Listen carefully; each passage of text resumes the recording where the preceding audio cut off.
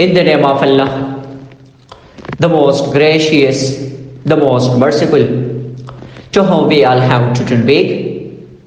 Honorable listeners and respectable audience, you know that we have started a series of linguistics.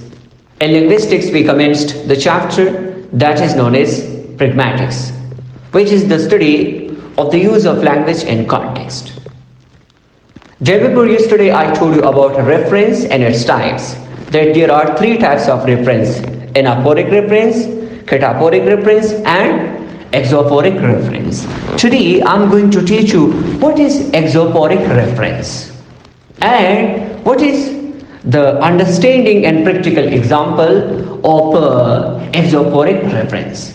Listeners and audience, whenever we are talking about exophoric reference happens when a verb or a phrase or a pronoun refers to a noun in a conversation or in a text which is not mentioned in the text or in the context or conversation. I'm repeating. Exophoric reference happens when a verb or a pronoun or a phrase refers to a noun which is not mentioned in the text or conversation or in writing.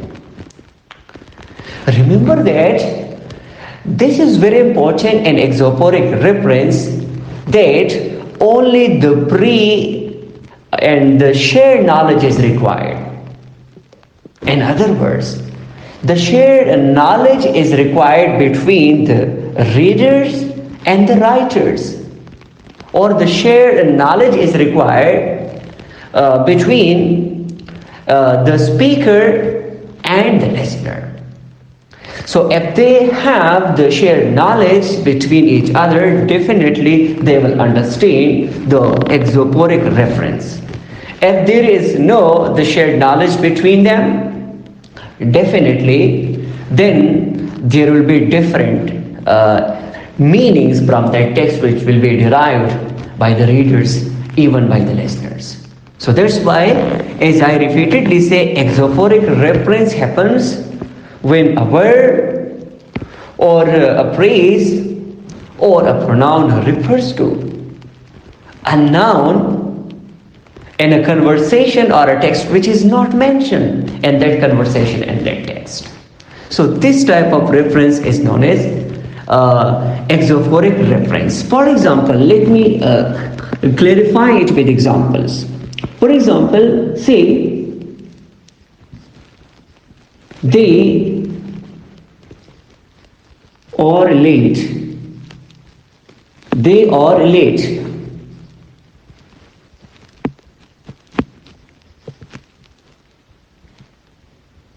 Can you believe it? Listeners and audience, see, they are late. Can you believe it? Yes. Now look at this example, they. Here they refers to some people, some nouns.